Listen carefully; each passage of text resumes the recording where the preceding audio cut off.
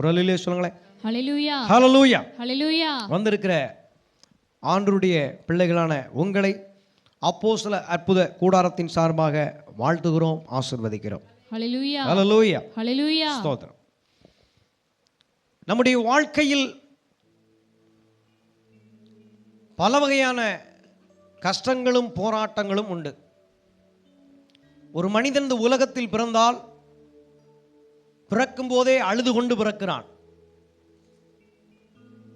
குழந்தையாய் இருக்கும் பொழுது தனக்கு ஏற்பட்ட பசியை அழுகை நிமித்தமே குழந்தை வெளிப்படுத்தும்.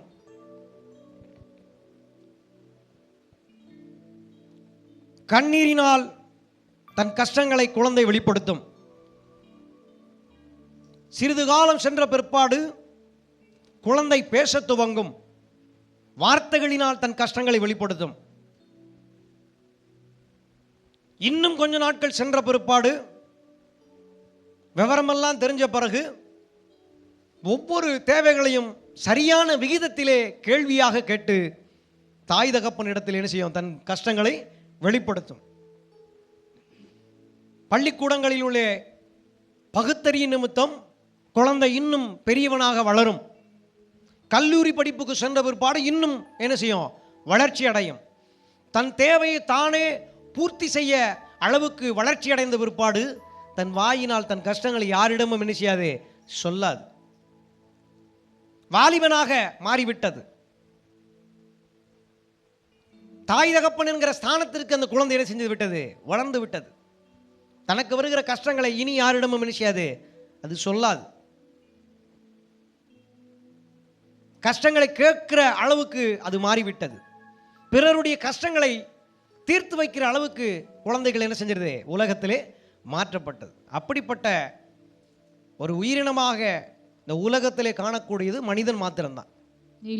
மிருகங்கள் அப்படி அல்ல, பறவைகள் அப்படி அல்ல, ஊரும் பிராணிகள் அப்படி அல்ல, சமுத்திரத்தில் கிடக்கின்ற மச்சங்கள் அப்படி அல்ல. மனிதர்கள் மாத்திரமே தனக்குண்டான தேவையை வெளிப்படுத்துகிறவனாகவும் தன் தேவையை பூர்த்தி செய்கிறவனாகவும் மற்றவனுடைய தேவைகளையும் பூர்த்தி செய்கிற வடிவிலே கடவுளால் படைக்கப்பட்ட ஒரே ஒரு சிறந்த ஒரு உயிரினம் என்று கேட்டால் அது மனுக்குலம் மட்டும்தான். மனிதர்கள் மாத்திரம்தான். அந்த மனிதனுக்கே பிசாசுடைய சோதனை ஏற்பட்ட பிற்பாடு அவனால் தன் தேவையை பூர்த்தி செய்ய முடியவில்லை. தன் தேவையை பூர்த்தி செய்வதற்கு முயற்சி எடுக்கிறான். பலவிதமான தோல்விகளை அவன் சந்திக்கின்றான். மனிதனை நம்புகிறான். சக மனிதனை ஏமாற்றுகிறான். குடும்பத்திலும் அப்படித்தான். முதலிலே பிறந்திருக்கின்ற 2 சகோதரர்கள், காயின் ஆபேல், அண்ணன் தம்பி. தேவனிடத்தில் ஒருவனுக்கு ஆசீர்வாதம் கிடைத்து விட்டதை நினைத்து மற்றவனுக்கு பொறாமை வந்து விடுகிறது. உடனே தன் சொந்த தம்பியை அவன் கொலை செய்கிற அளவுக்கு தள்ளப்படுகிறான். பொறாமை கோபமாய் மாறி கொலை செய்கிற அளவுக்கு மனிதன் தூண்டப்படுகிறான். மனிதன் இப்படியாக பிறந்து வளருகிறான். உலகம் முழுவதும் மனுக்குலமாக நிரம்பி வழிந்து விட்டான். கடவுள் மனுக்குலத்தை பார்க்கின்றார். மனுக்குலம் மனிதர்கள் நல்லொழுக்கம் என்கிற விஷயத்திற்கு அப்பாற்பட்ட காரியங்களை செய்ய ஆரம்பித்தார்கள். அசுத்தமான காரியங்களை செய்ய ஆரம்பித்தார்கள். கடவுளால் பார்த்து சகிக்க முடியவில்லை. மனிதன் இவ்வளவு கேவலமாய் போய்விட்டானே, மனிதனை ஏன் படைத்தேன் என்று சொல்லி கடவுளும் மனம் கசந்து அழுதார். மனிதனை ஏன் படைத்தேன் என்று சொல்லி அவர் வேதனைப்பட்டார். பின்பு ஒரு மனிதனை பார்த்தார். அவனுக்கு ஆண்டுடைய கிருபையை அளவில்லாமல் கொடுத்தார். அவன் மூலமாக மனுக்குலத்தை திருத்த வேண்டும். மனிதனுக்கு ரட்சிப்பு மிகுந்த அவசியமாயிருக்கிறது. மனிதன் பாவம் செய்யாதபடிக்கு பாதுகாப்பு அவசியப்பட்டது என்று சொல்லி கடவுள் அறிந்து ரட்சிப்பினுடைய வேலையை அந்த மனிதனுக்கு கொடுத்தார். அவனோ ஆண்டவர் சொன்னபடி கீழ்ப்படிந்து அவனும் தன் குடும்பத்தாரும் மொத்தம் 8 பேரும் ஆண்டவர் சொல்படியே அவர்கள் கேட்டு நடந்தார்கள். ரட்சிப்பினுடைய ஒரு பயணம் என்கிற அந்த பயணத்திலே ஆண்டவருக்கு மாத்திரம் உண்மையாய் நடந்தார்கள். மற்ற மனிதர்களைப் போல ஒழுக்கம் கட்ட காரியங்களிலே, சீர்கேடான காரியங்களிலே, அசுத்தமான காரியங்களிலே அந்த குடும்பம் ஒரு நாளும் என்ன செய்யல போகவே இல்லை. ஒட்டுமொத்த மனிதர்களும் திரும்பி பார்க்குற அளவுக்கு ஒரு நல்ல ஒரு முன் உதாரணமான ஒரு வாழ்க்கையை அவர்கள் வாழ்ந்தார்கள். ஹல்லேலூயா. ஆண்டவர் சொன்னபடியே அவர்களுக்கு நல்ல காரியங்களை செய்து கொடுத்தார். ஹல்லேலூயா. உலகத்தில் இருந்த ஒட்டுமொத்த மனிதர்களும் அழிந்து போய்விட்டார்கள். இந்த குடும்பத்தை கர்த்தர் மீண்டும் ஒரு புதிய மனுக்குலமாக உருவாக்க வேண்டும் என்று சொல்லி அவர் ஆசைப்பட்டபடியே அவர்களை பலுகி பெருகுங்கள் என்று ஆசீர்வதித்தார். ஹல்லேலூயா. ஹல்லேலூயா. ஹல்லேலூயா. பின்பு ஆபிரகாம் என்கிற மனிதனை அவர் தெரிந்து கொள்கிறார். நோவாவினுடைய குடும்பம் காப்பாற்றப்பட்டு பின்பு ஜனக்கூட்டங்கள் பெருகி பெருகி பெருகி வளர்ந்து பின்பு கடைசியிலே ஒரு மனிதனை தேடி வருகிறார். ஆபிரகாம் என்கிற மனிதனை தேடி வருகிறார். நோவாவிலிருந்து ஆரம்பிக்கப்பட்ட இந்த பயணமானது ஆபிரகாம் வரைக்கும் வந்த உடனே அங்கே இடைப்பட்ட காலங்களிலே ஆண்டவர் மனுக்குலத்தை மீண்டும் பார்க்கிறார். மனிதன் மீண்டும் ஒழுக்கங்கெட்ட காரியங்களிலே நடந்திருக்கிறார். அவன் சக மனிதனை என்ன செய்கிறான்? பொறாமை கொள்கிறவனாகவும் கொலைபாதம் கொள்ளுகிறவனாகவும் பயங்கரமான பிரச்சனைகளை செய்கிறவனாகவும் பயங்கரமான முரட்டாட்டம் உள்ள சுபாவம் உள்ளவனாகவும் மனிதன் நடந்து கொண்டதினாலே ஆபிரகாமை கர்த்தர் தெரிந்து கொண்டார். ஹல்லேலூயா. ஆபிரகாமுக்கு கர்த்தருடைய கிருபை கிடைத்தது. ஆமென். கர்த்தருடைய வாக்குத்தத்தம் கிடைத்தது. கர்த்தருடைய வழிகாட்டுதல் கிடைத்தது. கர்த்தருடைய நல்ல ஆலோசனை கிடைத்தது. நான் காண்பிக்கும் தேசத்திற்கு நீ போ, உனக்கு அந்த தேசத்தை கொடுப்பேன், உன் பேரை பெருமைப்படுத்துவேன், நீ ஆசீர்வாதமாய் இருப்பாய், நிச்சயமாகவே ஆசீர்வதிக்கவே உன்னை ஆசீர்வதிப்பேன், உன்னை பெருகவே பெருக பண்ணுவேன் என்று சொல்லி அவனையும் அவன் மனைவியும் கர்த்தர் ஆசீர்வதித்தார். சொன்னபடியே ஆசீர்வாதத்தின் குழந்தையான ஈசாக்கு அவர்களுக்கு புத்திர சந்தானமாய் கிடைத்தது. ஹல்லேலூயா. ஹல்லேலூயா. ஹல்லேலூயா. ஈசாக்குக்கு பிற்பாடு கர்த்தர் யாக்கோபை தெரிந்து கொண்டார். யாக்கோபுக்கும் கர்த்தருடைய ஆசீர்வாதங்கள் கிடைத்தது.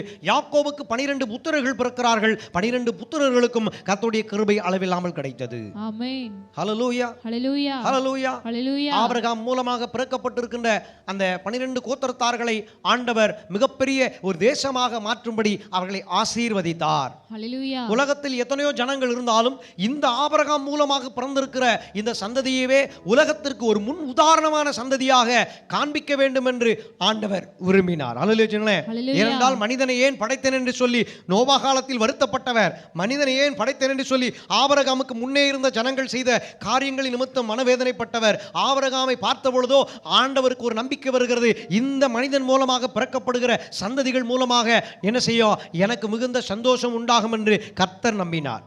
ஹல்லேலூயா. ஹல்லேலூயா. ஹல்லேலூயா. ஆனால் உண்டாக்கப்பட்ட தெரிந்தெடுக்கப்பட்ட பிரித்தெடுக்கப்பட்ட அந்த ஜனக்கூட்டமான இஸ்ரவேல் ஜனங்கள் ஆண்டுடைய வார்த்தையின்படி கொஞ்ச நேரம் வாழுகிறார்கள், மற்ற நேரம் வாழ மாட்டாங்க. பிடிச்சா வார்த்தையின்படி வாழ்வாங்க, இல்லைன்னா வாழ மாட்டாங்க. தன் இஷ்டத்துக்கு வாழுகிற நபர்களாக மாறிட்டாங்க. ஆண்டவருக்கு மிகுந்த கஷ்டம், மிகுந்த வேதனை வந்தது. நான் தெரிந்து கொண்ட ஜனம் இப்படி இருக்கிறதே, நான் முன்குறித்த ஜனம் இப்படி இருக்கிறதே, நான் பேர் சொல்லி அழைத்த ஜனம் இப்படி இருக்கிறதே, என்னை நம்பும்படி இவர்களை தெரிந்து கொண்டேனே, எனக்கு பயபக்தியாக இருக்கும்படி நான் இவர்களை தெரிந்து கொண்டேனே, என் சொல் பேச்சு கேட்டு நடக்க வேண்டிய இவர்களை தெரிந்து கொண்டேனே என்று கர்த்தர் மிகுந்த வேதனைப்பட்டார். அந்த 12 கோத்திரத்தாருக்குள்ளே ஒரு மனிதனை தெரிந்து கொள்கிறார். அவனுடைய பெயர் யோசேப்பு. அவனையோ சொந்த சகோதரர்களே என்ன செஞ்சாங்கன்னா அடிமையாய் விற்று போட்டார்கள். அடிமை தேசத்திலே அடிமையாக போன யோசேப்பு கர்த்தருக்கு பயந்து பரிசுத்தமாய் உண்மையாய் காணப்பட்டான். ஹல்லேலூயா. ஹல்லேலூயா. ஹல்லேலூயா. யார் ஒருவன் கடவுளுக்கு பயந்து பரிசுத்தமாய் உண்மையாய் காணப்படுகிறானோ அவனை கர்த்தர் உயர்த்துவது நிச்சயம். ஆமென். ஹல்லேலூயா. ஹல்லேலூயா. இந்த யோசேப்பை கர்த்தர் அடிமையாய் அவன் எகிப்து தேசத்துக்குள்ளே அனுப்பப்பட்டிருந்தோம். அங்கே அவன் உண்மையாய் கடவுளுக்கு பயந்து பரிசுத்தமாய் காணப்பட்டபடியினாலே யோசேப்பை ராஜாவை போல கர்த்தர் உயர்த்தி ஆசீர்வதித்தார். ஆமென். ஹல்லேலூயா. ஹல்லேலூயா. யோசேப்பு இப்படியாக ராஜாவாக இருந்து கொண்டு அங்கே பஞ்சத்திலும் வறுமையிலும் பசியிலும் ஆடிக்கொண்டிருந்த இஸ்ரவேல் கோத்திரத்தார் அனைவரையும் எகிப்து தேசத்துக்குள்ளே கொண்டு வந்து செல்வமாய் வாழும் பாக்கியத்தை ஆண்டவர் யோசேப்பு மூலமாக இஸ்ரவேல் ஜனங்களுக்கு கொடுத்தார். ஹல்லேலூயா. அவர்களோ பெற்றுக்கொண்ட எல்லா விதமான ஆசீர்வாதங்களை வைத்துக்கொண்டும் மீண்டும் மீண்டும் மீண்டும் கடவுளுக்கு வேதனைகளையே கொடுத்து கொண்டிருந்தார்கள். கடவுள் மிகுந்த வேதனை அடைந்து கொண்டிருந்தார். இந்த யோசேப்பு மரித்து விடுகிறான், யோசேப்பையே மறந்து விடுகிறார்கள். பின்பு அந்த தேசத்தில் இருக்கக்கூடிய அந்த மன்னர் மூலமாக ராஜா மூலமாக ஜனங்களுக்கு மிகுந்த நெருக்கடி வருகிறது. அவர்கள் ஒடுக்கப்பட்டு கொண்டிருந்தார்கள். ஆனாலும் இஸ்ரவேல் மக்கள் மீது கர்த்தர் வைத்திருந்த கிருபையை அவர் எடுக்கவே இல்லை. ஆமென். ஹல்லேலூயா சொல்லுங்களேன். ஹல்லேலூயா. அவர் எடுக்கவே இல்லை. அவர் ஒரு தரம் கிருபை கொடுத்து விட்டால் அவர் மீண்டும் மீண்டும் எடுக்கிறவர் அல்ல, கிருபையை அளவில்லாமல் கொடுத்து கொண்டே இருப்பார்கள். இந்த இஸ்ரவேல் மக்கள் எவ்வளவுக்கு எவ்வளவு எகிப்து மன்னர் மூலமாக ஒடுக்கப்பட்டார்களோ, நொறுக்கப்பட்டார்களோ, அவ்வளவுக்கு அவ்வளவு இஸ்ரவேல் ஜனங்கள் வளர்ந்து பெருகி கொண்டே இருந்தார்கள். காரணம், கர்த்தர் ஒரு பெருக்கத்தின் ஆசீர்வாதத்தை அவர் ஏற்கனவே ஆபிரகாமுக்கு கொடுத்தார், ஈசாக்கு கொடுத்தார், யாக்கோபுக்கு கொடுத்தார். ஹல்லேலூயா சொல்லுங்களே, ஹல்லேலூயா, ஹல்லேலூயா சொல்லுங்களே. ஹல்லேலூயா. அந்த ஆசீர்வாதம் ஒரு நாளைக்கு மாத்திரமல்ல, அது நித்திய காலமாக வளர்ந்து கொண்டே இருக்கும். அப்படிப்பட்ட நல்ல வாக்குத்தத்தத்தை கொடுக்கிறவர் தான் நம்முடைய தெய்வம் இயேசு கிறிஸ்து. ஹல்லேலூயா, ஹல்லேலூயா, ஹல்லேலூயா, ஹல்லேலூயா. பின்பு அந்த ஜனங்கள் இப்படியே இருப்பதை பார்த்துவிட்டு இவர்கள் இப்படியே போய்விடக்கூடாது, இவர்களுக்கு ஒரு நல்ல தலைவன் வேண்டும் என்று ஆண்டவர் விரும்பி பின்பு மோசே என்கிற மனிதனை கர்த்தர் தெரிந்து கொண்டார். ஹல்லேலூயா, ஹல்லேலூயா. ஹல்லேலூயா. அந்த மோசேக்கு கர்த்தர் பரலோகத்தின் மாதிரியை காண்பித்து கொடுத்து, பரலோகத்திலே எப்படி ஆராதனை செய்யப்படுகிறது, பரலோகத்தில் எப்படி ஊழியர்கள் நடக்கிறது, பரலோகத்திலே கடவுள் எப்படி இருக்கிறார், பரலோகத்திலே நியமிக்கப்பட்ட தேவ தூதர் கூட்டங்கள் எப்படி இருக்கிறது, உலகத்திலே நாம் இருக்கிறோம், நாம் என்ன செய்ய வேண்டும், நாம் எப்படி வாழ வேண்டும், என்ன மாதிரியான வாழ்க்கை முறை நமக்கு தேவை என்பதை கடவுளிடத்திலிருந்து பெற்றுக்கொண்ட மோசே அங்கே இருக்கிற ஜனங்களுக்கு அதை என்ன செய்தார், பகிர்ந்து கொடுத்தார். ஹல்லேலூயா. இப்படித்தான் வாழ வேண்டும் என்று சொன்னார். 10 பேருக்கு ஒரு தலைவனை ஏற்படுத்துங்கள், 100 பேருக்கு ஒரு தலைவனை ஏற்படுத்துங்கள், 1000 பேருக்கு ஒரு தலைவனை ஏற்படுத்துங்கள், திரளான கூட்டமாய் நீங்கள் காணப்படுங்கள் என்று சொல்லி ஊழியத்தையும் அவர் என்ன செஞ்சார், மோசே கற்றுக் கொடுத்தார். ஹல்லேலூயா. ஆமா, மோசே மூலமாக உண்டாக்கப்பட்ட ஜனக்கூட்டமானது தேவனுடைய கட்டளையின்படி, நியாய பிரமாணத்தின்படி அந்த கூட்டங்கள் கீழ்ப்படிந்து நடக்க வேண்டும் என்று விரும்பி நடக்கும் என்று எதிர்பார்த்தால் அவர்களும் எப்படித்தான் வாழ்ந்து கொண்டிருந்தார்கள், மோசமான வாழ்க்கை தான் வாழ்ந்து கொண்டிருந்தார்கள். கடவுள் விரும்புகிற ஒரு வாழ்க்கை அவர்கள் வாழவே இல்லை. இப்படிப்பட்ட நேரத்திலே பின்பு இப்படியே ஜனம் வளர்ந்து பெருகிக் கொண்டே போகிறது. அங்கே ஆலயங்கள் கட்டப்படுகிறது.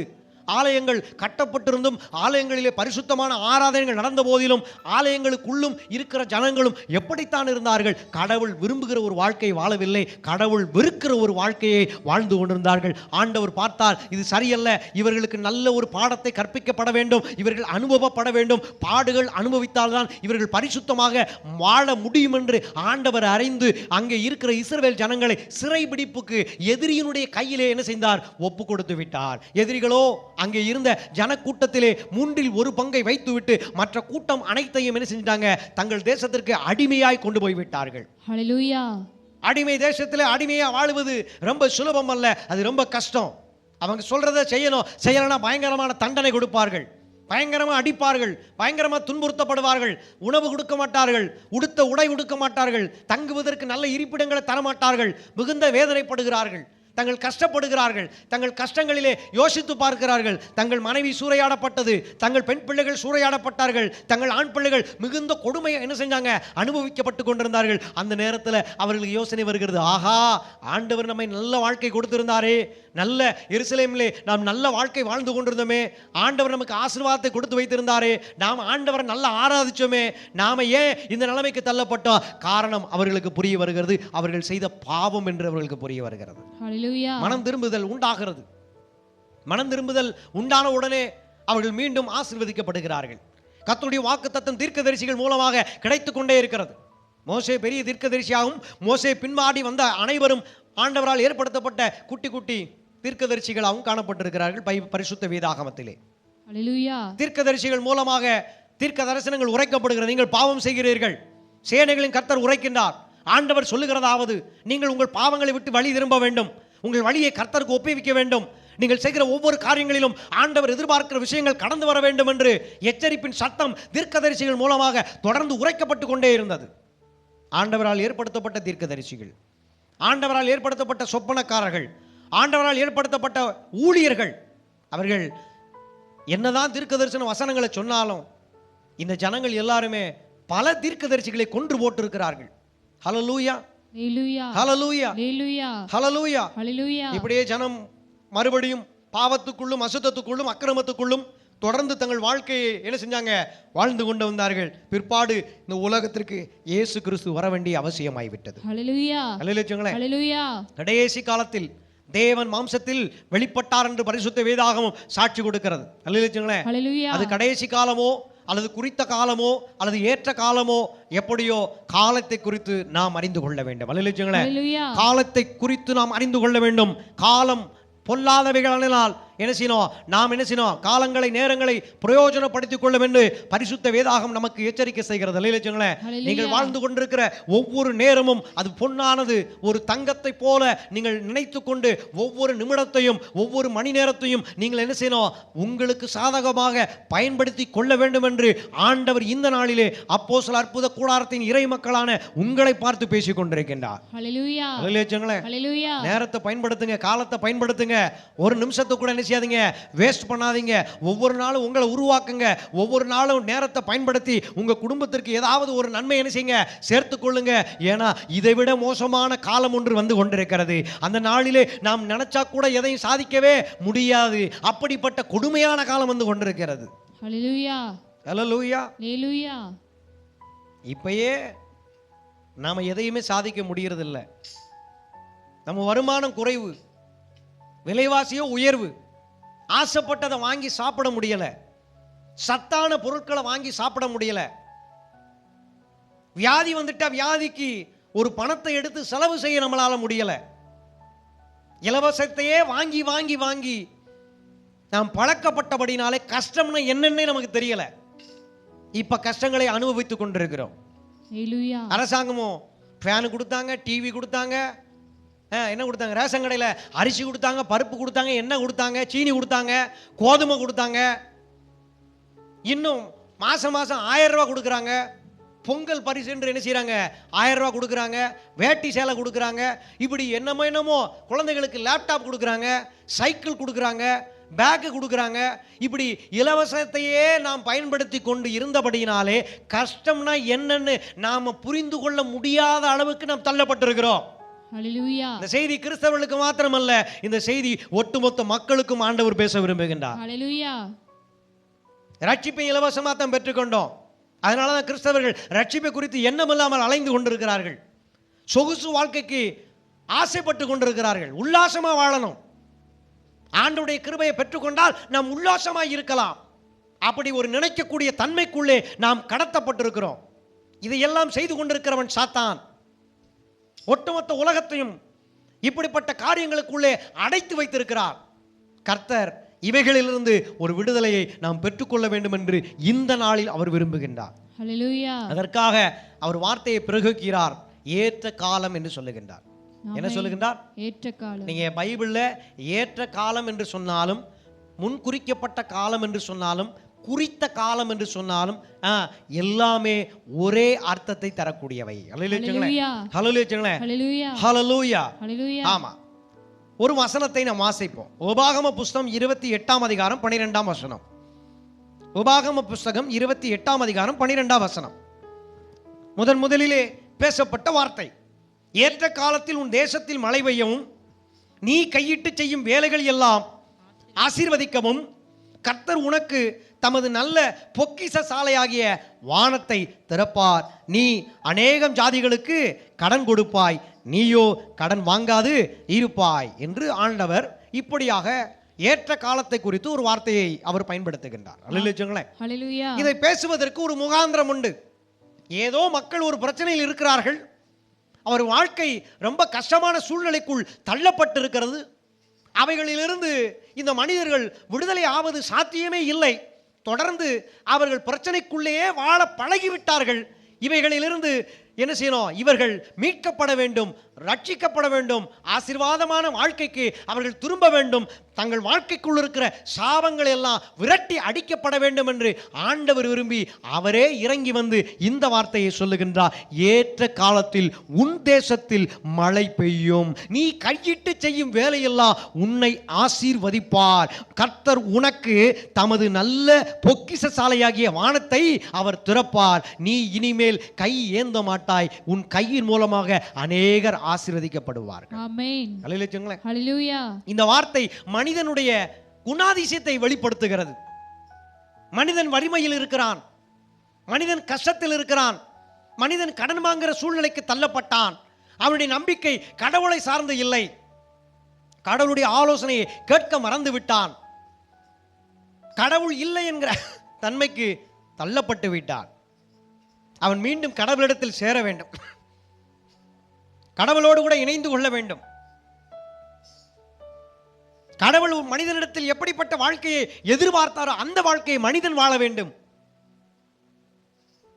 கடவுள் எதிர்பார்க்காத ஒரு வாழ்க்கையை மனிதன் வாழ்ந்து கொண்டிருக்கிறான் என்கிற ஒரு குணாதிசயத்தை இந்த உபாகமம் 28:12 வெளிப்படுத்துகிறது. ஹல்லேலூயா. நல்லா வாழணுங்க. மனுஷனா கடவுளால் படைக்கப்பட்டிருந்தா நல்லா வாழணும். நம்ம கடவுள் அவர் நல்லவர், அதே சமயம் அவர் நன்மை செய்கிறவர்.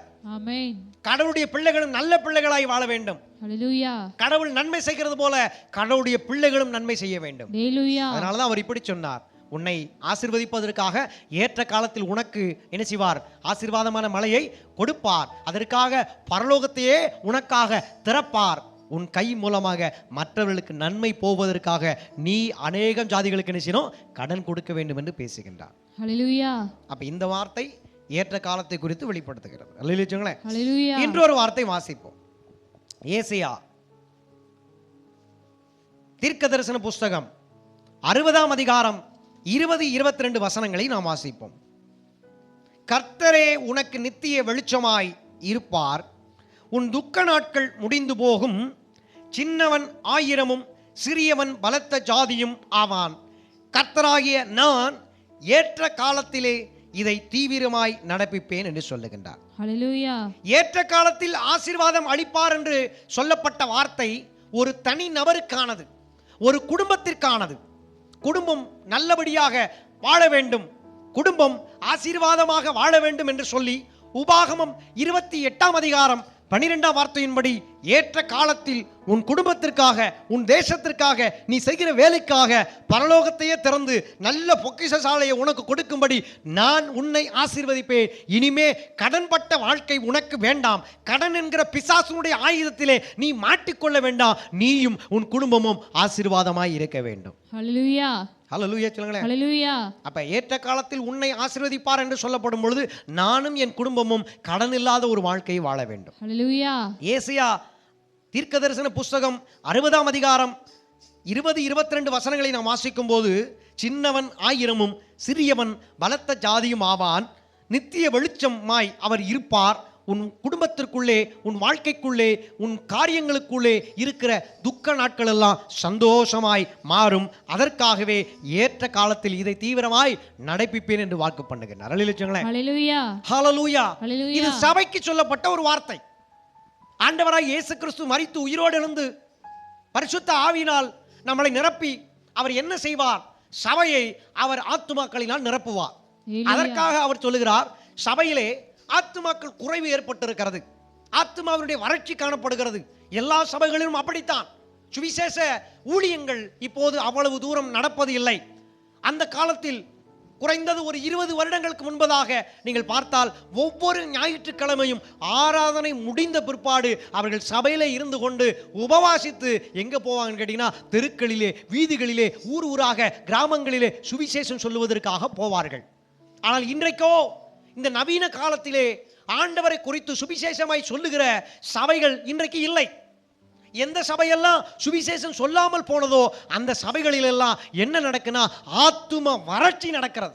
ஹல்லேலூயா. சபைக்குள்ளே அதிக வசனம் தெரியும் என்று, அதிகம் ஜபிக்க தெரியும் என்று சொல்லி, அதிக ஆராதனை எனக்கு நடத்த தெரியும், என்ன மாதிரி பிரசங்கம் பண்ண முடியாதுன்னு நினைக்கிற பெருமையில் இருக்கிறவர்கள் சபையை 2ஆக பிரிக்கிறார்கள். ஹல்லேலூயா. இது ஏன் ஊழியம், ஏன் ஆத்துமா அப்படின்னு சொல்லி என்ன செய்றாங்க? தனியாக கூட்டு போய் அவர்கள் நான் செய்கிற ஊழியம் தான் பெரிய ஊழியம், நான் செய்கிற ஊழியம் தான் நல்ல ஊழியம், நான் போதிக்கிறது தான் சத்தியம் என்று சொல்லி பேதையாய் மாறிக்கொண்டு என்ன செய்கிறாங்க? ஊழியத்தை செய்கிறாங்க. கடவுள் விரும்பாத ஊழியம், கடவுள் வெறுக்கிற ஒரு ஊழியத்தை அவர்கள் செய்து கொண்டிருக்கிறார்கள். ஹல்லேலூயா. பாதிக்கப்பட்ட சபைக்குத்தான் இந்த வார்த்தை சொல்லுகின்றார். என்ன சொல்லுகின்றார்? நான் உனக்கு நித்திய வெளிச்சமாய் இருப்பேன், நீ கவலைப்படாதே. ஆத்துமாவை குறித்து உனக்குள் இருக்கிற துக்கம் எனக்கு தெரியும். உன் துக்க நாட்கள் சீக்கிரத்தில் முடிய போகிறது.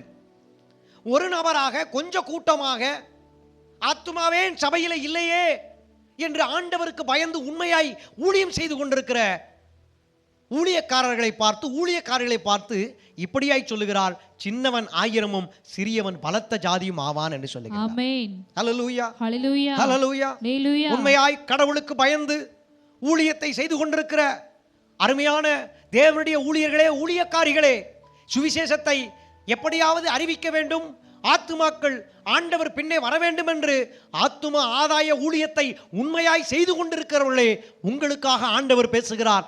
ஒண்டியாய் கஷ்டப்படுகிறீர்களா? குறைந்த ஆத்துமாக்களை கொண்டு நீங்கள் கஷ்டப்படுகிறீர்களா? உங்களை பார்த்து அவர் பேசுகிறார். இனிமேல் சின்னவன் ஆயிரமும் சிறியவன் பலத்த ஜாதியும் ஆவான். ஆமென். இது கர்த்தர் உங்களை பார்த்து சொல்லுகிற வசனம், உங்கள் சபையை பார்த்து சொல்லுகிற வசனம். இனிமே ஒரே சபையை வைத்துக் கொண்டிருக்கிறவர்கள் எனக்கு கிளை சபையே இல்லை என்று சொல்லி ஏங்கிக் கொண்டிருக்கிறீர்களா? இனி உங்கள் சபை இரட்டிப்பா சபையாய் மாறும். இரட்டிப்பாய் இருக்கிற சபை பல மடங்காக சபையாய் மாறும். அநேக கிளை சபைகளை உங்களுக்கு கொடுத்து உங்கள் சபையை ஆசீர்வதிப்பார். ஆமென். இதை நான் ஏற்ற காலத்தில் தீவிரமாய் நடப்பிப்பேன் என்று வாக்கு பண்ணுகின்றார். ஆமென். அல்லேலூயா. ஹல்லேலூயா. சபையில் நடக்க போகிறதுங்க. கர்த்தர் இதை செய்ய போகிறாருங்க.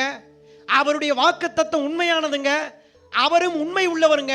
தன் வாயினால் சொன்னதை கரத்தினால் நிறைவேற்றுகிற ஆண்டவராய் இருக்கின்றார். ஆமென். அவர் சொன்னதை செய்யும் அளவும் உங்களை அவர் கைவிடவே மாட்டார். உங்களை விட்டு விலகி போக மாட்டார். அவர் நல்லவர். உங்களை காக்கும்படி அவர் தூங்காமல் உறங்காமல் விழித்துக் கொண்டே இருப்பார். ஆமென். எங்கே போனாலும் எங்கே திரும்பி வந்தாலும் நீங்கள் போகும்போதும் பாதுகாப்பாய் இருப்பீர்கள். நீங்கள் திரும்பி வரும் பொழுதும் பாதுகாப்பாயிருங்கள். ஆமென். ஊழியத்தை உண்மையா செய்யுங்க. ஹல்லேலூயா. ஊழியத்தை கர்த்தருக்கு பயந்து செய்யுங்க. ஹல்லேலூயா. ஊழியத்தை எதையும் எதிர்பார்க்காம செய்யுங்க. பணம் கிடைக்கும், பொருள் கிடைக்கும் அப்படின்னு நினைச்சு செய்யாதீங்க. கர்த்தர் எனக்கு பிரதிபலனை கொடுப்பார் என்று நம்பி செய்யுங்க. இதோ இயேசு சீக்கிரமாய் வருகிறார். அவர் அளிக்கும் பலன் அவரோடு கூட வருகிறது. நீங்கள் நிச்சயமாய் ஆசீர்வதிக்கப்பட்டு நித்திய ராஜ்யத்தில் இருப்பீர்கள். ஆமென். ஹல்லேலூயா சொல்லுங்களேன். ஹல்லேலூயா. ஹல்லேலூயா சொல்லுங்களேன். ஹல்லேலூயா. ஹல்லேலூயா. ஹல்லேலூயா. மற்றும் கூட சபைக்காக அவர் சொல்லுகின்றார். சபையில் இருக்கிற சின்ன ஊழியர்களை குறித்தும் விசுவாசிகளை குறித்தும் சொல்லுகின்றார். 1 பேதுரு 5ஆம் அதிகாரம் 5 முதல் 7 உள்ள வசனங்களை வாசிக்கும் போது, நீங்கள் எல்லோரும் ஒருவருக்கொருவர் கீழ்ப்படிந்து மனத்தாழ்மையை அணிந்து கொள்ளுங்கள். பெருமை உள்ளவர்களுக்கு தேவன் எதிர்த்து நிற்கின்றார், தாழ்மை உள்ளவர்களுக்கோ கிருபை அளிக்கின்றார். ஆகையால் ஏற்ற காலத்திலே தேவன் உங்களை உயர்த்தும்படிக்கு அவருடைய பலத்த கரத்துக்குள் அடங்கி இருங்கள் என்று சொல்லுகின்றார். ஒரு ஆமென் சொல்லுங்களேன். ஆமென். ஹல்லேலூயா. ஹல்லேலூயா. ஹல்லேலூயா. ஹல்லேலூயா. சபையிலே ஒண்டியாய் கஷ்டப்பட்ட ஊழியர்களை மாத்திரம் அவர் பேசவில்லை. சபையிலே விசுவாசிகளை காணப்படுகிற ஆத்தும ஆதாயத்தை குறித்து வாஞ்சையாய் இருக்கின்ற அனைத்து விசுவாசிகளை பார்த்து பேசுகின்றார். நீங்கள் எல்லாரும் ஒருவருக்கொருவர் கீழ்ப்படியுங்கள், மனத்தாழ்மையாய் நடந்து கொள்ளுங்கள். உங்களுக்குள்ளே ஒருபோதும் பெருமையை என்ன செஞ்சிடாதீங்க, அனுமதிச்சிடாதீங்க. பெருமை உள்ளே வந்துவிட்டால் சபையில் பெருக்கம் வராது. பெருமை உள்ளே வந்துவிட்டால் ஆண்டவருக்கு ஊழியம் நாம் செய்ய முடியாது. பெருமை நமக்குள் வந்துவிட்டால் சபை நிரம்பி வழியாது, சபை ஆசீர்வதிக்கப்பட முடியாது. சபைக்குள்ள இருக்கிற இருள் நீங்கவே நீங்காது. மனத்தாழ்மை என்கிற கீழ்ப்படிதல் வந்தால் மாற்றம்தான் நித்திய வெளிச்சமாகிய கர்த்தர் நம்மோடு இருப்பார். ஹல்லேலூயா. மனத்தாழ்மையை நாம் அணிந்து கொண்டால் மாத்திரம்தான், கீழ்ப்படிந்து நடந்தால் மாத்திரம்தான் சபை சந்தோஷமாயிருக்கும். ஆமென். அப்ப இன்றைக்கு நாம் பார்க்கிறோம், எல்லா சபைகளும் சந்தோஷத்தை இழந்து தவிக்கிறது. சபைக்குள்ள இருக்கிற ஆத்மாவுக்கிடம் போய் என்னம்மா எப்படி இருக்கீங்கம்மா அப்படின்னு சொன்னா, என் பிரதர் என் சிஸ்டர் கேட்குறீங்க, என் கஷ்டம் உங்களுக்கு தெரியுமா, என் கஷ்டம் உங்களுக்கு புரியுமா, நீங்களாச்சும் நான் எப்படி இருக்கிறேன்னு நீங்க கேட்டீங்களே, ஆனா எங்க சபையில இருக்கிற போதகர்ல இருந்து போதகர் அம்மால இருந்து யாரும் எங்களை விசாரிச்சதே கிடையாது. பாதிக்கப்பட்ட சபை விசுவாசிகளாய் எத்தனையோ பேர் சபையா தாவி போய்கிட்டு இருக்கிறாங்க. அது காரணம் என்ன தெரியுமா? சபைக்குள் இருக்கிற விசுவாசிகள் ஒருவருக்கொருவர் கீழ்ப்படுகிறது இல்லை, ஒருவருக்கொருவர் மனத்தாழ்மையாய் நடந்து கொள்வது இல்லை. பெருமை என்கிற பிசாசுடைய ஆயுதத்தால் பாதிக்கப்பட்ட நபர்களாகத்தான் சபை மக்கள் காணப்பட்டு கொண்டிருக்கிறார்கள். பெருமை பிசாசுடைய ஒரு பேராயுதமாய் இருக்கிறது.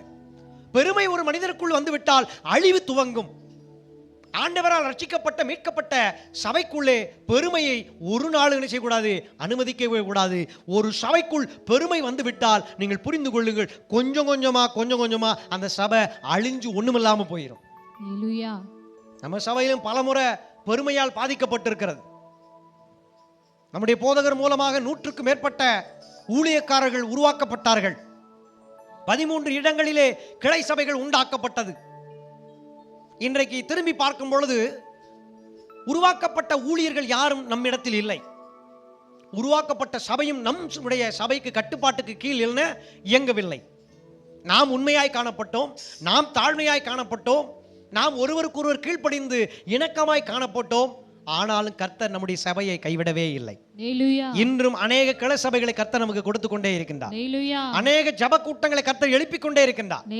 ஜப வீரர்களையும் ஊழியம் செய்யக்கூடிய வாஞ்சி உள்ளவர்களையும் கர்த்தர் நம்முடைய சபையிலிருந்து எழுப்புகின்றார்.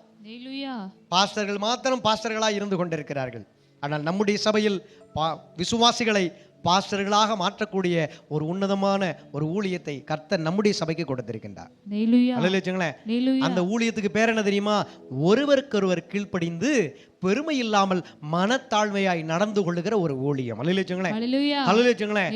அப்படி காணப்பட்டால் கர்த்தருடைய கிருபை நமக்கு கிடைக்கும்.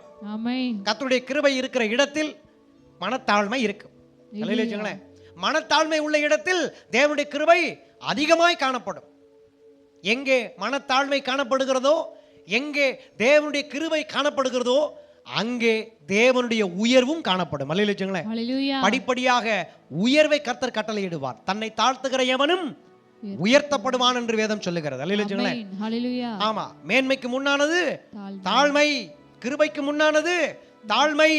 எப்படிப்பட்ட உயர்வுக்கு முன்னானது தாழ்மை. ஒரு ஜெபத்திற்கு பதில் கிடைக்க வேண்டும் என்று சொன்னால் கூட ஜெபத்திற்கு பதில் கிடைப்பதற்கு முன்பாக என்ன இருக்க வேண்டும் என்று கேட்டால் தாழ்மை காணப்பட வேண்டும்.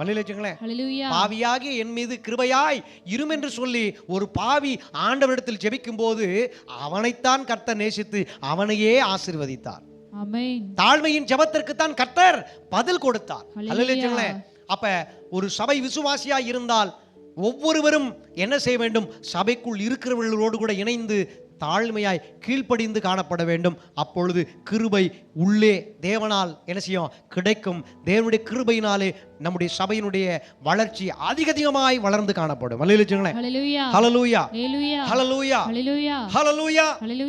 அப்ப கிருபையில் இருக்கிறேன் என்று சொன்னால் தேவனுக்கு கீழ்ப்படிந்து நடக்கிறேன் என்று சொல்ல வேண்டும். கிருபையில் இருக்கிறேன் என்று சொன்னால் ஒவ்வொரு விசுவாசிகளும் ஒருவருக்கொருவர் கீழ்ப்படிந்து காணப்பட வேண்டும்.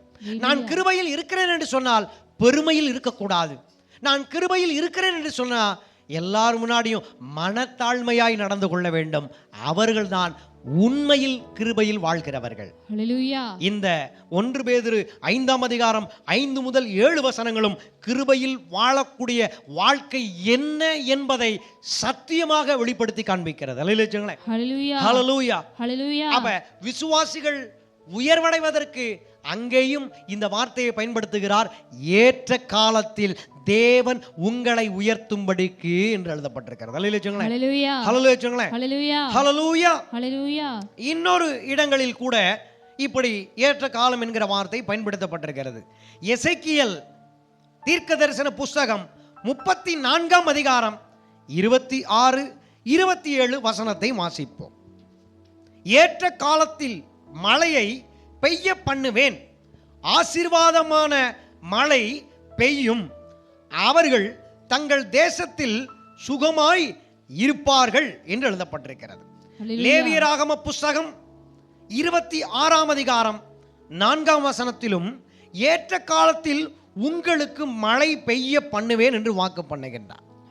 உபாகம புஸ்தகத்திலும் 11ஆம் அதிகாரம் 14ஆம் வசனத்தில் கர்த்தராகிய நான் ஏற்ற காலத்தில் உங்கள் தேசத்தில் முன்மாரியையும் பின்மாரியையும் பெய்ய பண்ணி புல் முளைக்கும்படி செய்வேன், நீ சாப்பிட்டு திருப்தியாவாய் என்று சொல்லுகின்றார்.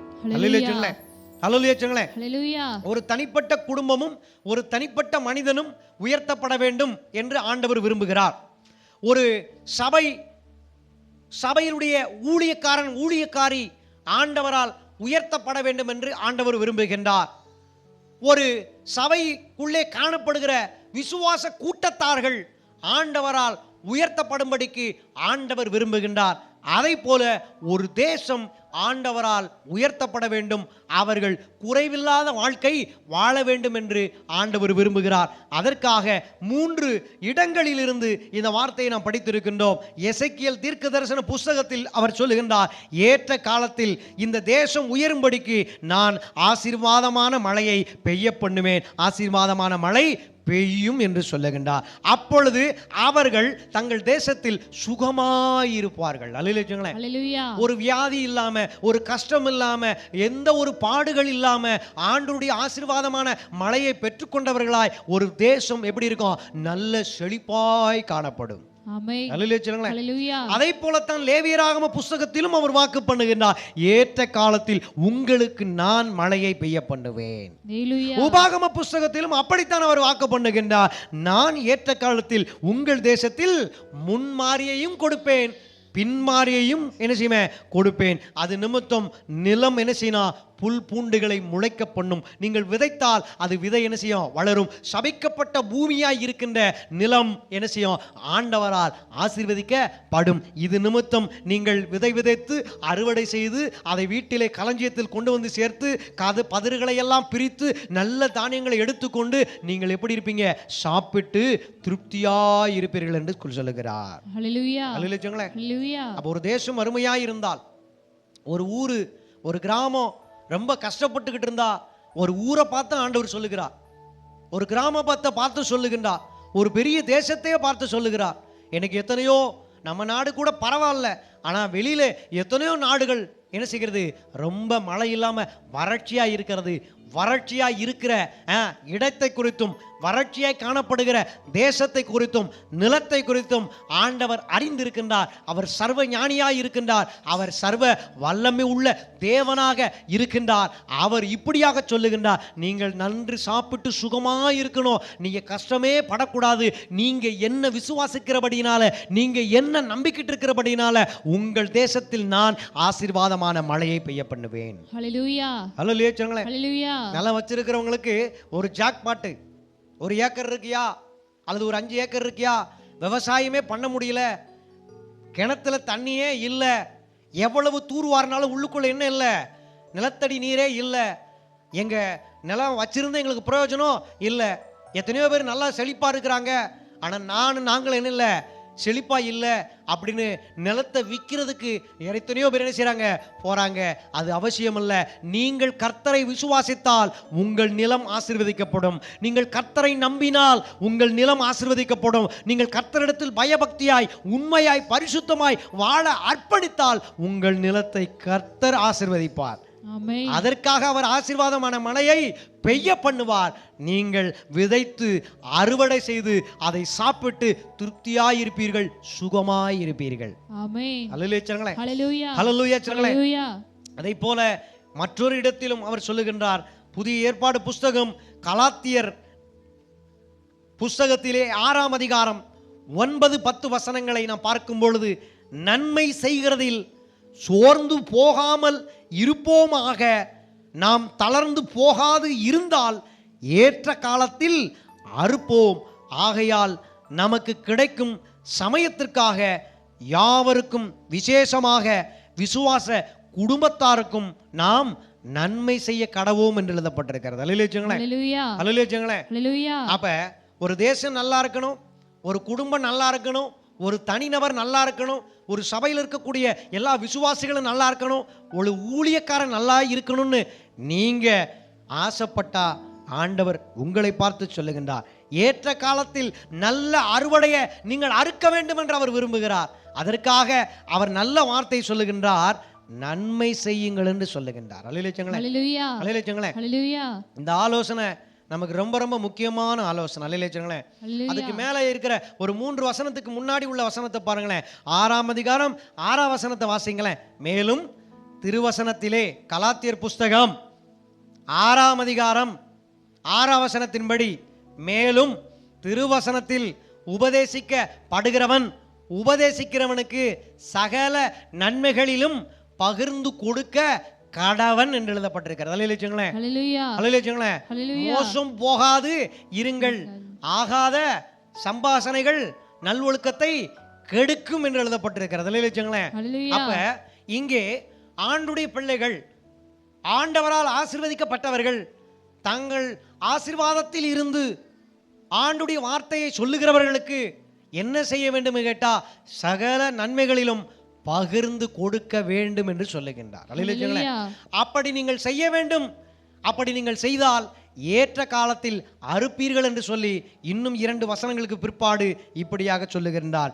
காணிக்கை போடுவதும் தசமபாகம் செலுத்துவதும் என்ன என்று கேட்டால் நன்மை செய்வதற்கு அடையாளம் என்று கர்த்தர் சொல்லுகின்றார். அல்லேலூயா. நன்மை செய்கிறதில் சோர்ந்து போகாமல் இருப்போமாக. நாம் தளர்ந்து போகாது இருந்தால் நிச்சயமாக ஆண்டவருடைய வார்த்தை சொல்லுகிறது, ஏற்ற காலத்தில் அறுப்பீர்கள். அல்லேலூயா. ஆகையால் நமக்கு கிடைக்கும் நேரத்திற்காக, சமயத்திற்காக, யாவருக்கும் விசேஷமாக விசுவாச குடும்பத்தார்களுக்கும் நாம் என்ன செய்ய வேண்டும்? நன்மை செய்ய வேண்டும். அல்லேலூயா. சபைக்குள்ளே விசுவாச குடும்பத்தார்களுக்குள்ளே யாரெல்லாம் பலவீனப்பட்டு கஷ்டப்பட்டு கொண்டிருக்கிறாங்களோ அவர்களையெல்லாம் தாங்குவதற்காக நாம் சபையிலே என்ன செய்ய வேண்டும் கேட்டால், வேத வசனத்தை கேட்கிறவர்களாய் நாம் இருந்தால், வேத வசனத்தை போதிக்கிறவருடைய வார்த்தைக்கு இணங்கி காணிக்கைகளையும் தசமபாகங்களையும் சபை நடுவில் என்ன செய்யணும்? செலுத்த வேண்டும். அதை செலுத்தினால் அது யாருக்கு போய் சேர வேண்டும்? உள்ளே பலவீனத்திலே இருக்கிறவர்களுக்கு, ரொம்ப கஷ்டத்தில் இருக்கிற விசுவாச குடும்பத்தார்களுக்கு அந்த காணிக்கை பணம் என்ன செய்யணும்? போய் சேர வேண்டும் என்று இந்த நிருபத்தை எழுதின அப்போஸ்தலர் பவுல் இவ்விதமாய் சொல்லுகின்றார். அப்ப ஏற்ற காலத்திலே பலனை நாம் பெற்றுக்கொள்வதற்கு, ஏற்ற காலத்தில் ஆசீர்வாதத்தை பெற்றுக்கொள்வதற்கு, ஏற்ற காலத்தில் ஒரு நல்ல வாழ்க்கையை பெற்றுக்கொள்வதற்கு, ஏற்ற காலத்தில் சபை வளர்ச்சி அடைவதற்கு, ஏற்ற காலத்தில் ஒரு உயர்வை நாம் பெற்றுக்கொள்வதற்கு நாம் என்ன செய்ய வேண்டும்? கடவுளுக்கு கீழ்ப்படிய வேண்டும். கடவுளிடத்தில் பயபக்தியாய் நடந்து கொள்ள வேண்டும். கடவுளை நாம் என்ன செய்யணும்? நம்ப வேண்டும். கடவுளை மாத்திரம் நம்பி கடவுளுக்கு மாத்திரம் கீழ்ப்படிதல் உள்ளவர்களாய் மாத்திரமல்லாமல் ஒருவருக்கு ஒருவர் என்ன செய்யணும்? கீழ்ப்படிய வேண்டும். மனத்தாழ்மையாய் நடந்து கொள்ள வேண்டும். நமக்குள்ளே பெருமைக்கு ஒரு நாளும் அனுமதி கிடையவே கிடையாது. எப்போதும் கிருபைக்குத்தான் இடம். கிருபை வேண்டும் என்றால் நாம் மனத்தாழ்மையாய் நடந்து கொள்ள வேண்டும். மனத்தாழ்மையாய் நாம் நடந்து கொண்டு அதே போல நாம் நன்மை செய்ய வேண்டும். நன்மை செய்தால் நிச்சயமாக மேன்மையை கர்த்தர் நமக்கு தருவார். ஆமா. அப்ப ஏற்ற காலத்தில் தேவன் இதை செய்வார் என்று இப்போது நமக்கு நல்ல நம்பிக்கை உண்டாயிற்று. ஏற்ற காலத்தில் என்ன கொடுப்பார்? உயர்வை கொடுப்பார். ஏற்ற காலத்தில் நல்ல வாழ்க்கையை கொடுப்பார். ஏற்ற காலத்தில் சாபத்தை நீக்கி என்ன கொடுப்பார்? ஆசீர்வாதத்தை கொடுப்பார். ஏற்ற காலத்தில் தேசத்தில் என்ன செய்வார்? நிலங்கள் ஆசீர்வதிக்கப்படுவதற்கு எதுவாக நல்ல ஆசீர்வாதமான மழையை கொடுப்பார். ஏற்ற காலத்தில் நல்ல பலனை பெற்றுக்கொள்வதற்கு, தீமை விலகி நன்மை வருவதற்கு என்ன செஞ்சிருக்கிறாரு? இப்படி வாக்குத்தத்தத்தை ஆண்டவர் நமக்கு சொல்லி இருக்கின்றார். அப்ப ஏற்ற காலம்னா என்ன பாஸ்டர்? அது எப்போ வரும்? ஏற்ற காலம் எப்போ வரும்? எல்லா சமயம் ஏற்ற காலத்தை குறித்து சொல்லுது. ஏற்ற காலம்னா என்ன? தகுந்த காலம், சரியான நேரம். ஏற்ற காலம்னா முன்குறிக்கப்பட்டது, அது தேவனால் அருளப்படுகிறது. அது எப்போ வரும்? எப்ப நாம ஆண்டவர்கிட்ட நம்மளை சமர்ப்பிக்கிறோமோ அதுதான் ஏற்ற காலம். இந்த நாள் கர்த்தர் தந்த நாள், இதிலே பிரவேசியுங்கள் என்று எழுதப்பட்டிருக்கிறது. அது ஏற்ற காலம். இன்னைக்கு தான் ஏற்ற காலம். இன்னைக்கே மனம் திரும்பு. இன்னைக்கே ஆண்டவர் கிட்ட வா. இன்னைக்கே ஆண்டவர் சொல்றதுக்கு என்ன செய்ய? உன்னை சமர்ப்பி. இன்றிலிருந்து நான் உன்னை ஆசீர்வதிப்பேன் என்று சொல்லுகின்றார். ஹல்லேலூயா. ரெட்டிப்பான நன்மை வரும், ரெட்டிப்பான பலன் வரும். இன்றைக்கே கர்த்தர் தருவார் என்று சொல்லுகின்றார். அப்ப ஏற்ற காலம் என்பது என்றைக்கோ வருவதல்ல. ஏற்ற காலம் என்பது உங்கள் மனம் திரும்புதலில் இருக்கிறது. ஹல்லேலூயா. ஏற்ற காலம் என்பது உங்கள் மனதை தேவனுக்கு நேராக திசை திருப்புவதில் இருக்கிறது. ஏற்ற காலம் என்பது உங்களுடைய வாழ்க்கையை கடவுளுடைய வார்த்தைக்கு கீழ்ப்படுத்துவதில் இருக்கிறது. ஏற்ற காலம் என்பது பெருமையை எடுத்து எறிந்துவிட்டு உடனே மனத்தாழ்மைக்குள் வருவதில் இருக்கிறது. அது இப்போதுதான் இருக்கிறது, வேற நாள் அல்ல. அது இந்த நாள். ஹல்லேலூயா. ஹல்லேலூயா. ஹல்லேலூயா. ஹல்லேலூயா. ஜெபிக்கிறார்கள். பல நாள் இதை நான் சொல்லி இருக்கிறேன். 10 லட்சம் வேண்டும் என்று ஜெபிக்கிறார்கள். என் கடன் அடைக்கப்படுவதற்கு ஆண்டவரே ஏதாவது தாரும் என்று ஜெபிக்கிறார்கள். எனக்கு ஒரு நல்ல வீடு வேண்டும் என்று ஜெபிக்கிறார்கள். அந்த வீடு கட்டுவதற்கு எனக்கு ஆண்டவரே நிலம் எனக்கு தாரும் என்று ஜெபிக்கிறார்கள். நல்ல வேலை வேண்டும் என்று ஜெபிக்கிறார்கள், பெரிய வருமானம் என்று ஆசைப்பட்டு ஆண்டவரிடத்தில் செய்றாங்க, ஜெபிக்கிறார்கள். இது எல்லாம் எப்ப கிடைக்கும்? ஊழியக்காரங்க கிட்ட போனா ஆண்டுடைய வார்த்தையை சொல்லுவாங்க, ஏற்ற காலத்தில் உங்களை உயர்த்துவாருங்க, கவலைப்படாதீங்க. ஏற்ற காலத்தில் உங்களை ஆண்டவர் ஆசீர்வதிப்பார், கவலைப்படாதீங்க, தொடர்ந்து ஜெபம் பண்ணுங்க, கர்த்தரை நம்புங்க அப்படின்னு சொல்லி கொடுப்பாங்க. அது தவறு, அது வேதத்தின்படி சரியானது அல்ல. ஏற்ற காலம் என்பது உடனே ஆண்டவருக்கு உன் வாழ்க்கையை சமர்ப்பிப்பாயா? நீ இன்றைக்கு சமர்ப்பித்தால் இன்றிலிருந்து ஆண்டவர் உன்னை ஆசீர்வதிப்பார். ஆமென். நீ எதிர்பார்த்திருக்கிற காரியத்தை நீ பெற்றுக்கொள்வதற்கு இன்றைக்கு உன் வாழ்க்கையை ஆண்டுடைய வார்த்தைக்கு கீழ்ப்படுத்தினால் இன்றிலிருந்து அதை அடைவதற்கு உன்னை தகுதிப்படுத்துவார். ஹல்லேலூயா. 10 லட்சம் வேணும், ஜெபம் பண்ண உடனே வானத்திலிருந்து பொத்து விழுந்துருமா? இன்னைக்கு ஜெப ஊழியத்தை பெரிய அளவில் செய்து கொண்டிருக்கிற பெரிய ஊழியக்காரங்க கிட்ட நீங்க போங்க. மோகன் ஐயாவா இருக்கட்டும், பால் தினகரன் ஐயாவா இருக்கட்டும், இன்னும் ஜெபத்தை பெரிய அளவில் யாரெல்லாம் பிரபலமா செஞ்சுக்கிட்டு இருக்கிறாங்களோ அவங்க கிட்ட நீங்க போங்க, கேளுங்க.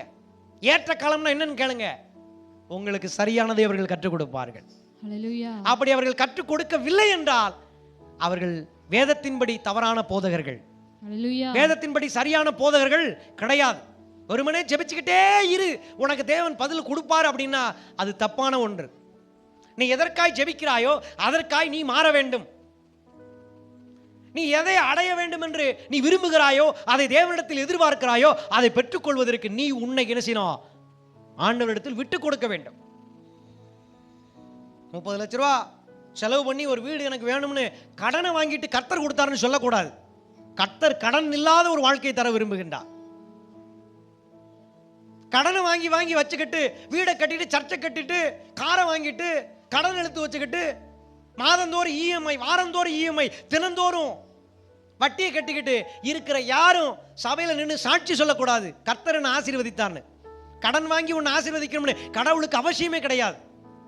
அவர் சொல்லுகின்றார், ஏற்ற காலத்துள் தேசத்தை மழை பெய்யவும் நீ கையிட்டு செய்கிற வேலை உன்னை ஆசீர்வதிக்கவும் கர்த்தர் தமது நல்ல பொக்கிஷசாலையாகிய வானத்தை உனக்காக திறப்பார். நீயோ அநேக ஜாதிகளுக்கு கடன் கொடுப்பாய், நீ கடன் வாங்குவது இல்லை என்று சொல்லுகின்றார். கடனை வாங்கித்தான் அவர் உன்னை ஆசீர்வதிக்க வேண்டும் என்றால் அப்படிப்பட்ட கடவுள் உண்மையான கடவுளாக இருக்கவே முடியாது. இயேசு உண்மையான கடவுள். அதனாலதான் கடன் இல்லாத வாழ்க்கைக்கு உங்களை அழைக்கின்றார். யாரெல்லாம் இந்த செய்தியை கேட்டுக்கொண்டிருக்கிறீர்களோ ஆண்டவராய் இயேசு கிட்ட வாங்க. இயேசு உங்களை கடன் இல்லாத வாழ்க்கைக்கு அழைக்கின்றார். இது எப்படி நடக்கும் அப்படின்னு நினைக்காதீங்க. ஆண்டவரை நம்புங்க, இயேசுவை நம்புங்க, அவருக்கு பயப்படுங்க, அவருக்கு கீழ்ப்படியுங்க, அவர் வார்த்தை இருதயத்தில் வச்சுக்கோங்க, அவர் சொல்லுகிறபடியே வாழுங்க. படிப்படியா உங்க கடன் அடைக்கப்பட்டு உங்க கடன் என்று ஒன்று உங்க வாழ்க்கையில இல்லாமல் போய் இனிமே உங்க வாழ்க்கையில சேமிப்பு உண்டாகிற அளவுக்கு கர்த்தர் உங்க வாழ்க்கையை உயரத்தில் கொண்டு போய் வைப்பார். ஹல்லேலூயா. அப்படி செஞ்சா மட்டும்தான் நம்ம ஆண்டவரை ஆண்டவர்னு சொல்லணும். ஹல்லேலூயா. கடனை வாங்கி வச்சுக்கிட்டு இருக்கிறவங்க இயேசுவை தெய்வம்னு சொல்லாதீங்க. கடன்பட்ட வாழ்க்கைக்குள்ள சிக்கிக்கொண்டு கர்த்தர் என்ன ஆசீர்வதிக்காருன்னு சொல்லாதீங்க. உங்க வார்த்தை பொய். உங்க வார்த்தையை கேட்டு யாராச்சும் வந்தா அவனும் கடனை தான் வாங்குவான், அவனும் கடன்பட்ட வாழ்க்கைக்குள்ள போய் அடைச்சு மாட்டிக்கிடுவான். கடன் என்றால் அது அசிங்கம், கடன் என்றால் அடிமைத்தனம். கடன் உங்க வாழ்க்கையை ஒரு முறை வந்துருச்சுன்னா அது உங்க வாழ்க்கையை கட்டுப்படுத்தும். ஒரு கடனை வாங்குறதுக்கு இன்னொரு கடனை வாங்குவீங்க, இன்னொரு கடனை வாங்குவீங்க. இப்படியே உங்க வாழ்க்கை முழுவதும் எப்படி ஆயிரும்? கடன் என்கிற வாழ்க்கையாக மாறிவிடும். இந்த காரிச்சேரி கிராமத்துக்குள்ள போங்க, இந்த சிவகாசி பட்டணத்துக்குள்ள போங்க, ஏன் ஒட்டுமொத்த இந்தியாவே நீங்க திரும்பி பாருங்க, எல்லாருக்கும் கடன் இருக்கும். கடன் இல்லாதவங்க எனக்கு தெரிஞ்சு 100%ல் 1% தான் இருக்க முடியும். ஹல்லேலூயா. ஹல்லேலூயா. ஹல்லேலூயா. கர்த்தரை நான் மகிமைப்படுத்துகிறேன். எனக்கு எந்த கடனே இல்லை, ஹல்லேலூயா. எனக்கு எந்த ஆசையும் கிடையாது. ஹல்லேலூயா. என் கையில பணம் இருந்தாலும் நான் செலவு பண்றதுக்கு 100 முறை என்ன செய்வேன், யோசிப்பேன். என் வீட்டம்மாவுக்கு நல்லா தெரியும். ஹல்லேலூயா. அல்லேலூயா. ஹல்லேலூயா. ஒரு பொருளை வாங்குறதுக்கு 3 மாசம் யோசிப்பேன்.